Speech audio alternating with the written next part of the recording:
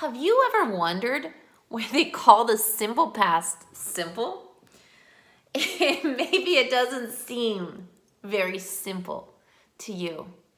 I understand, and welcome back to Grammar Fundamentals. And today we're going to simplify the simple past. The goal is to make the simple past a little simpler. So let's start off by talking about exactly when we use a simple past. Well, we use a simple past to talk about things in the past that are specific, things that started and stopped in the past. They're closed, they're over, they're done. And oftentimes we use specific dates and specific times. We use words like yesterday, 2 weeks ago, 3 weeks ago, and last week, month, year. Yeah? Let's look at some examples. For example, I moved to Brazil in 2007. You studied English yesterday. Last week, she reviewed the future tense. He was born in 2014. We started studying the present continuous a few weeks ago, and they began this series a couple months ago. Make sense? Got it? Cool. Let's move on. Let's talk about irregulars. Irregulars are one of the most difficult things about the simple past because there are a lot of irregulars. Why? We could talk about that, but let's just get real. There's a lot of irregulars in the simple past.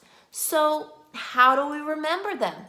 What do we do with all these irregulars? Well, there's no magic pill. There's no special way we can just do it. But one of the best ways is to have fun with it. And we really just have to practice, practice, practice. I recommend what I call the Michelle Taylor irregular videos. And these videos are very repetitive, annoying, and you can't help but sing along and remember them. So I recommend trying them. For example, they go like this: have, had, had. Get and got and gotten. Make, made, made. Take, took, taken. And they sing through the irregulars. Is it fun? Maybe. Pretty funny, I think. And it's a great way to just have fun with them. Because really, the way to remember these irregulars is just to practice, practice, practice, as we're always talking about. So now, let's move on to the regular verbs. This is also a little tricky about the simple past. Well, we have these irregulars that we need to remember, but luckily we also have lots of regular verbs. But the important thing to know is that in the simple past, people in the US, we don't pronounce a lot of the regular verbs in the simple past the way they look. And people who don't have a lot of contact with foreigners, and the majority of people in the US don't realize the way we pronounce them. But, for example, a word like talked, we don't pronounce it like talked. It looks like it should be that, but we say talked. So it's really important that you pay attention and practice these regular verbs and the specific pronunciation that we use in the US. So in order to simplify that, I'm going to give you 3 tips and some examples. So here it goes. The first tip is that words that end in T and D usually have the sound that you want to make, that ED sound. So words like padded, right? Words like founded, words like matted, yeah? We have that ED sound, right? Then we have the words that have the T sound at the end. They look like they would sound like ED, but they sound like just a T. These words are words that end with the consonants K, S, CH, SH, F, and P. That might be a lot to remember, but that's why practice is so important. Let me give you some examples.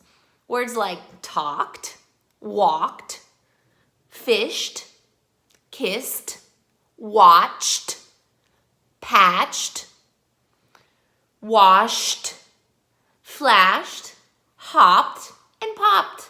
Can you hear that we don't have that ED sound? We have just the T sound at the end, yeah? And the third type of pronunciation that we have for those regular verbs is the sound of D. So then we just have the sound of a D instead of the ED. And those are all the other consonants, okay? And that means we're just gonna go D at the end. So for example, stabbed, begged, called, crammed, fanned, echoed, stirred, vowed, faxed, played. Can you hear that? I know it might seem a little tricky, and the way to do it is practice, practice, practice, practice. But I hope that simplified it just a little bit. And now let's talk about those negatives and questions.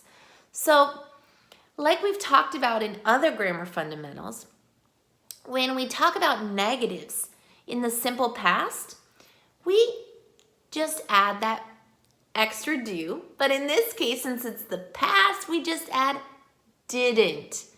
The great thing that makes the simple past much simpler is that didn't works for everyone.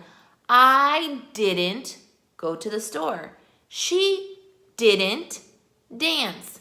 You didn't study. He didn't work. We didn't like it. They didn't want to do it again. Make sense? Cool. So that's how we do the negatives and the questions. Like we've talked about before, we just do the old flipperoo, right? So we just switch the way we put the sentence together. So for example, I went to the store. Did you go to the store? So there we use the did, and then we don't have to conjugate the verb. So this is another great thing to really make the simple past much simpler. If you make a question, you just use did, and you don't have to worry about any of those irregular verbs or the pronunciation of the regular verbs. Pretty cool, right? So I can say, did you study yesterday? Did she practice? Those are regular verbs. Did he go to the store? Did we do it over and over again? Have they gotten it into their head? Make sense? Did they really get it? Cool? So there you go. That's how you do the negatives and the questions. And that should simplify your life quite a bit when talking about the simple past. And that brings us to probably the most important thing. We got these rules, and what do we do with them? We practice, practice, practice, practice, practice. I know I sound like a broken record, but the reality is, if we don't practice, we just won't be able to do it.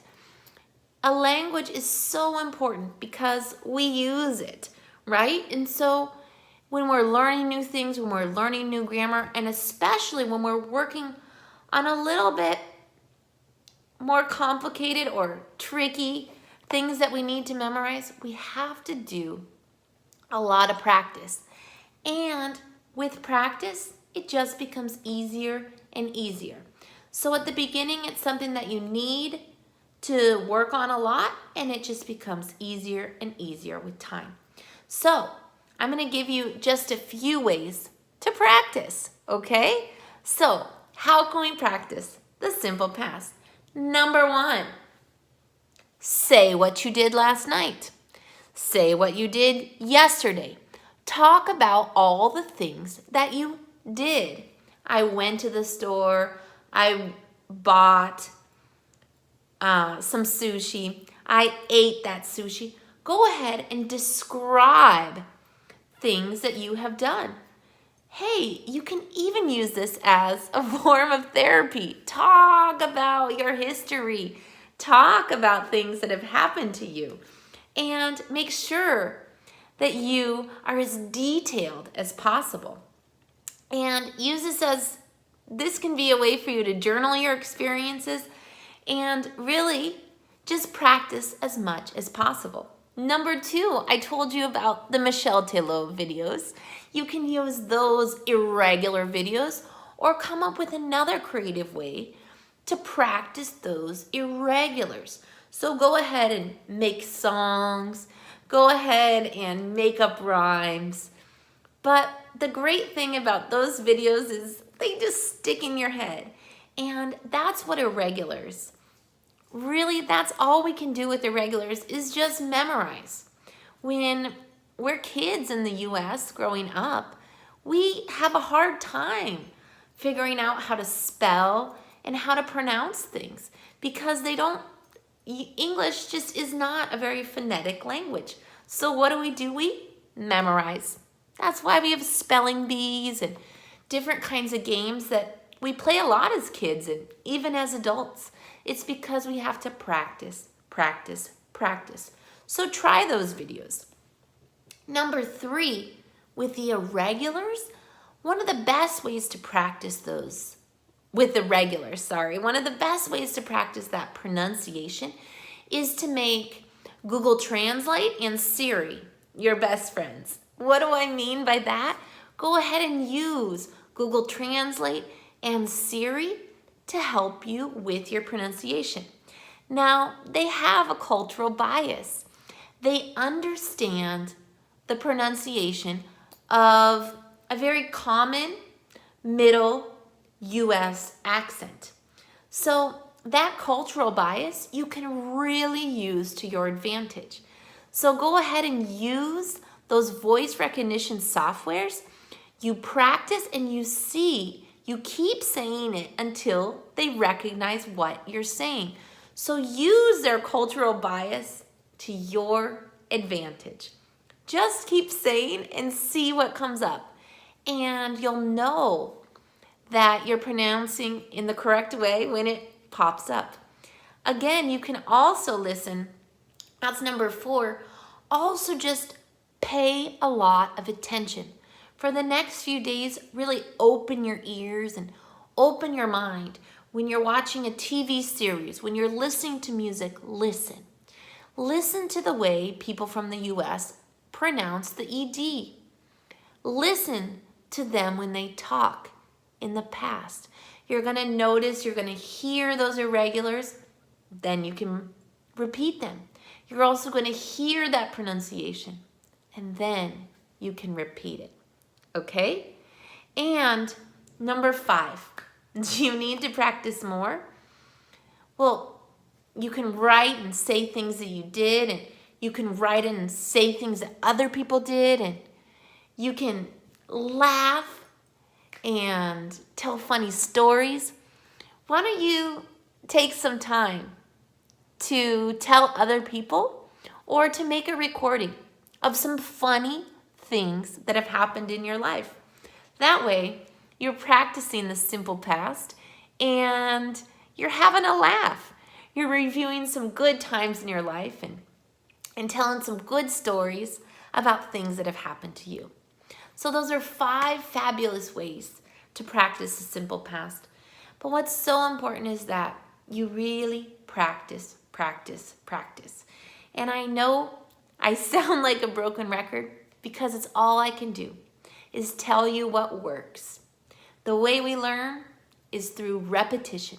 So practice, drill those into your head, and before you know it, you'll be speaking naturally in the simple past. And the simple past will be much simpler. Thanks so much for joining me today. And if you have any questions, make sure to leave them below. And thank you so much for your time. Much light, much love. All the very best to you and yours. Take care. Ciao, ciao.